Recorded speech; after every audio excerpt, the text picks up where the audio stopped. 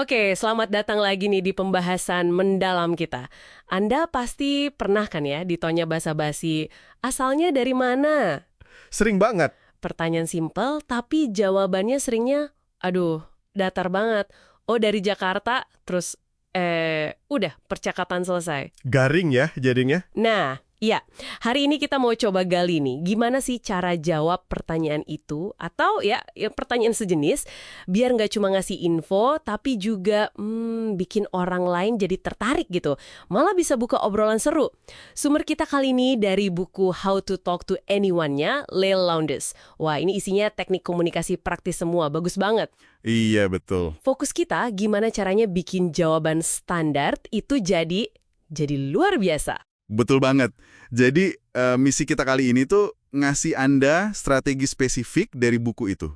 Tujuannya, ya biar Anda bisa ubah jawaban yang, ya ampun, biasa banget jadi pemikat percakapan. Sekaligus nunjukin sedikit kepribadian Anda, bikin orang penasaran. Yuk, kita bongkar caranya. Oke, siap. Nah, konsep pertama nih yang menarik dari Lowndes, namanya Never the Naked City. Wah, namanya aja udah bikin penasaran ya. Hah, iya. Kedengerannya gimana gitu ya? Idenya tuh jangan pernah kasih jawaban, ya itu tadi, telanjang, polos banget gitu soal asal kita. Misal nih, Anda dari Surabaya. Kalau cuma bilang, Surabaya, gitu aja. Lawan bicara mungkin, bingung ya mau nge-respons apa lagi. Iya kan? Iya, betul.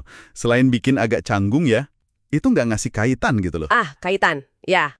Menurut Lowndes, kita perlu kasih semacam umpan, detail kecil gitu, yang menarik atau mungkin relevan sama konteksnya atau sama lawan bicaranya. Ini secara psikologis tuh kayak ngasih hadiah kecil lah dalam percakapan. Bikin lawan bicara lebih nyaman, dihargai, karena kita mudahkan mereka buat ngerespons. Bukan cuma jawab fakta doang. Oh, gitu ya. Jadi kuncinya di relevansi sama ngasih kail itu ya, biar nyantol gitu. Persis. Kayak contoh di buku ini, kalau Anda dari Washington DC, terus kebetulan lagi di pameran arsitektur nih. Oke. Anda bisa bilang, oh saya dari Washington DC. Tahu nggak, perencana kotanya itu sama loh sama yang ngerancang Paris. Wow, menarik tuh. Nah, itu kan langsung buka pintu ke topik lain, arsitektur, tata kota, atau malah pengalaman jalan-jalan. Seru kan? Tepat sekali. Atau contoh lain misalnya, Anda dari Yogyakarta. Oke, Jogja. Kalau lawan bicara kelihatannya suka seni misalnya. Anda bisa kaitkan, oh Yogyakarta itu tempat banyak seniman hebat ngumpul loh. Atau fakta unik lain. Yogyakarta, kota yang punya keraton yang, wah masih aktif banget fungsinya sampai sekarang. Intinya sih, kita kasih pilihan topik lanjutan gitu, yang kira-kira menarik buat mereka berdasarkan pengamatan kita lah soal minat atau situasi saat itu. Tapi ada nggak sih resiko kedengeran aneh atau kayak kita udah ngapalin gitu kalau nyiapin fakta menarik begini? Gimana biar natural katanya Lowndes? Nah, itu pertanyaan bagus banget. Kuncinya, menurut saya, ada di penyampaian sama pemilihan faktanya.